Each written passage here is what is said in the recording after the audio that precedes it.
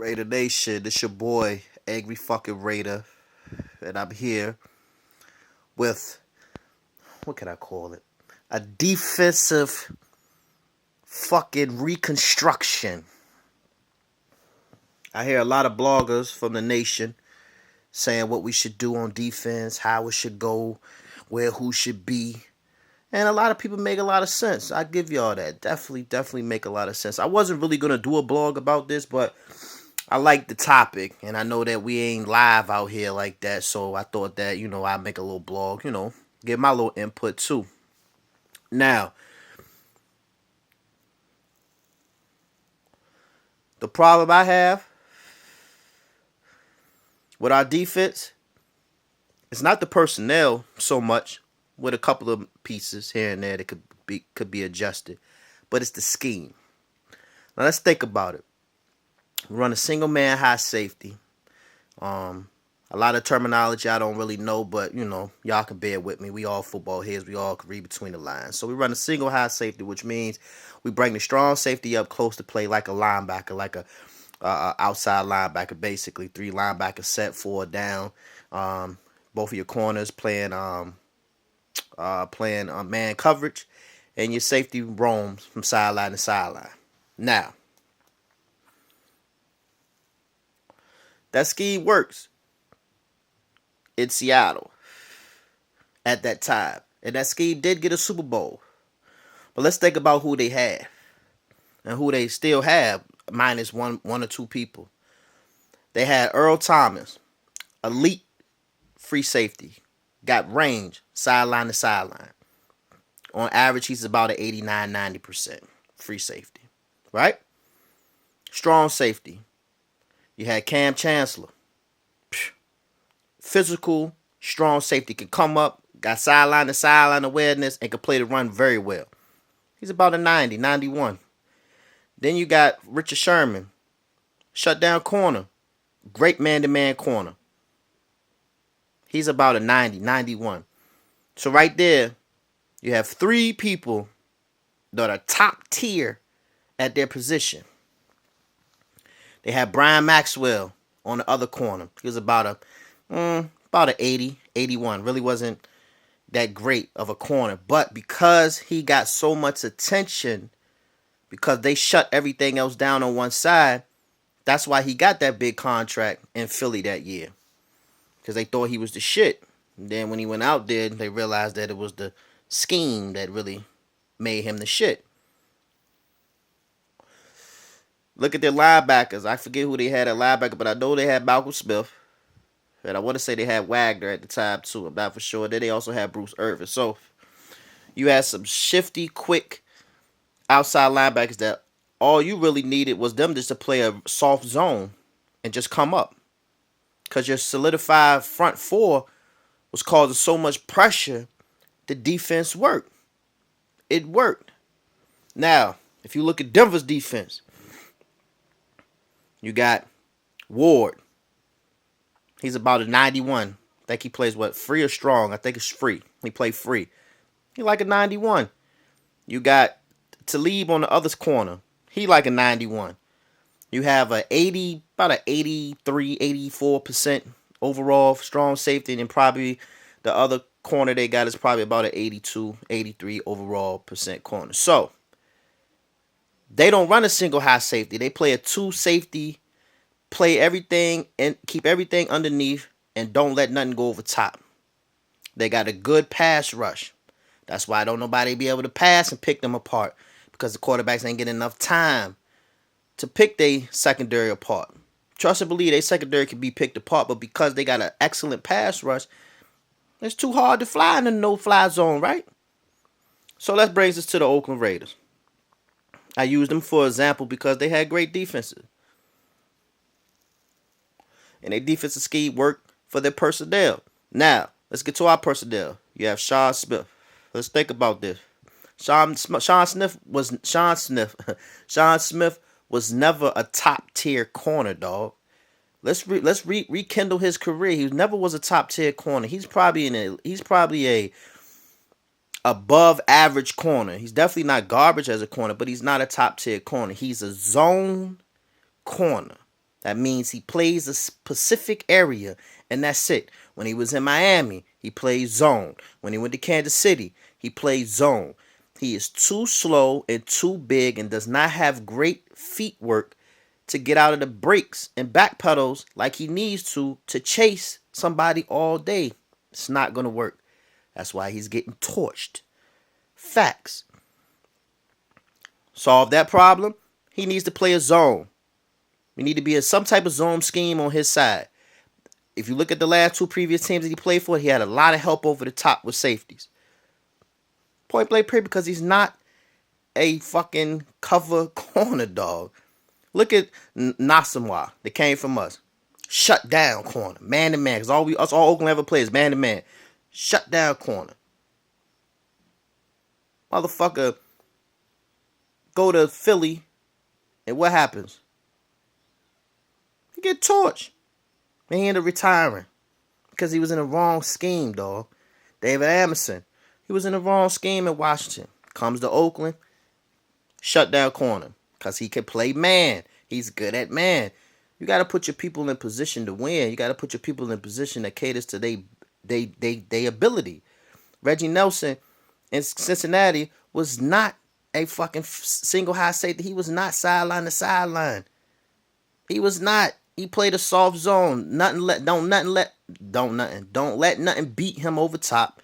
And he takes everything underneath. That's why he had all them interceptions last year. Let's think about this shit, dog. So, my defensive fix. If I was to have to choose, because it seems like everybody made their defense up, so let me make mine up. If I had to choose, I probably would keep Shaw Smith where he as a number 2 corner. I would move him at number 2. Because I don't even think he was number 1 in the Chiefs. When the young boy got there, he ended up moving to number 2.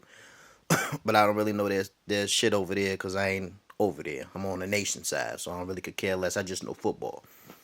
But I would keep him in the zone with safety help over the top. I would definitely keep Amerson Amerson would go to number 1. He'll play man on all the number 1s with a little bit of help if he needs it. If he getting fucking roasted, then of course you got to adjust. But definitely I feel like he'll be okay holding down the number 1 receiver. I would definitely Charles Joseph will be in the game. I don't know what the fuck we've been thinking about, but he would be in the game. Now, how I would play Charles Joseph? If I'm going to run a single high safety on some play, Charles will be my single high safety. Why? Because he's like an Earl Thomas, my nigga. He can roam sideline to sideline, and he has the wheels to do it. It's easy. But if I'm not playing a single high safety, then probably what I would do is I would keep him at strong. And I would keep Reggie Nelson back there at free. If I wanted to, like I say, switch it up and put him as a single high, then I would put him at free safety, and then I'll bring Nate Allen in to replace Reggie Nelson because Reggie Nelson is not a great tackler or a great hitter. Let's just be factual. Even though he had the most tackles at the last game, but I mean, shit, that's because nobody else was tackling. So that's how I would play the secondary scheme. As far as the slot quarter, you know who I'm going with. I'm going with TJ Curry. TJ Curry or the McDonald boy. The McDonald boy looked alright in the preseason. Maybe he just ain't showing enough. But definitely DJ Hayden is done. He's done, dog. He doesn't fit our scheme. He probably will do better somewhere else. I don't know why we just don't let him go and just try to let him do better somewhere else. To me, DJ Hayden would be a great safety. Why I say that? Because the nigga don't never turn around and look for the ball. So if he's at safety, he ain't really got to turn around and look for the ball because pretty much he's deeper than everybody else. So shit, that should just be natural reaction. You feel what I'm saying? I think it'd be definitely a great safety. But corner, he got the great feet, the great hips. He just don't know how to find the ball, and that's what kills him. I think he probably would do a lot better in a zone coverage defense as well, where he don't have to chase and run. Man, you got to think about it, man. You playing man coverage defense, man. You got to chase these people all the fuck around the field, man. That shit becomes tiresome, dog. You end up wearing yourself out. You know what I'm saying? Unless you have those elite corners. And we don't have that. We don't have that. We have above average corners at best. Now, when it comes to the linebacker situation, you just know I'm just all fucked up with that. Me personally, If I had to do the linebacker rotation, I would have Corey James in the middle, Malcolm Smith as your weak outside linebacker, and I would pull Khalil Mack and put him as your strong outside linebacker. But now, how would I justify the defensive end position? Well, you got Jahad Ward. I put him at defensive end. I put the Latham boy in there for either Dan Williams or Ellis because neither one of them seem to be showing me shit, and the Latham boy seemed to be doing his thing, or McGee. You know what I'm saying? I kind of would rotate that all out like that. But my starting people would be Jahad Ward. I will put the Latham boy down there, and it'll be a toss up between Big Dan Williams and Justin Ellis. It would just have to be a battle with them. My other defensive end, I would use Bruce Irvin, but I would rotate him. Him and Khalil Mack.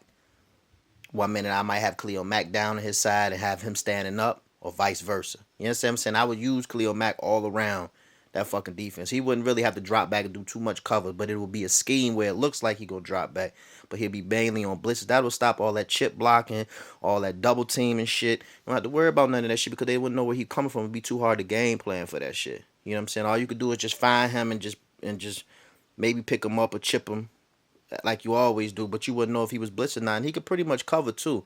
You know what I'm saying? The kid is versatile. Why we just use him in one spot? You know what I'm saying? Stop trying to make some shit happen that ain't happening. It's because the boy had 15 sacks last year. You know what I'm saying? That's because we was using him everywhere. He was blitzing. He was on one side. He was on the other side. He was in the middle. You know what I'm saying? We was using him, so you got to continue doing that. He's not a defensive end naturally, dog. He just doesn't rush the passer all the time. You got to move him around. That'll pretty much be my defense, dog. And I probably would run like a base defense. I don't really know what I would run yet, but I probably would run a base defense. It'll be a lot of zones and a lot of blitzing. Definitely. That single half shit, I would do that here and there, like just mix up the coverage. You know what I'm saying? Just to throw the quarterback off from time to time. But that's how I would run my defense, man. Just like that, dog. Them the people I would start. Like I said, if I was running a single high safety, Carl Joseph be my single high. And I bring Nate Allen in to be my extra linebacker that I like to bring down because he could tackle and he's a pretty of a big hit. He's better tackler and a hitter than Reggie Nelson. I just put it like that. But Reggie Nelson's a better overall safety. You know what I'm saying? So you would want him in on your zones. And I guarantee you will see a big dramatic change on defense. It's the scheme, dog. Every scheme don't work everywhere you go unless you have the athlete. You know what I'm saying? You could took that Seattle scheme and went to Denver, and it probably would have worked because they have better defensive athletes than we have, dog. You know what I'm saying? Let's just be real. As far as secondary shit go, I think our front right now, yeah, they better. Everybody better because we dead last because of that dumbass fucking scheme we been running. You know what I'm saying?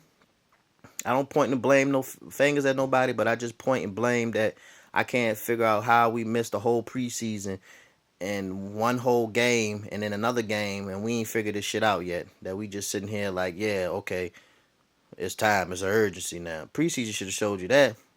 You know what I'm saying? Practice should have showed you that. I don't know, Raider Nation, man. But that's just my prediction, man. That's how I would rock with the defense. If you have any discrepancies or dislikes or whatever, subscribe. Leave them at the bottom how you think it would be. But like I said, everybody's point of view was good. I just think that we need to get out that scheme, man. That's a bad scheme for us. And if we don't get out of it, we're going to be in the Dennis Allen eras where we couldn't get out of that bullshit scheme that him and Tarver wanted to run. And the shit never worked.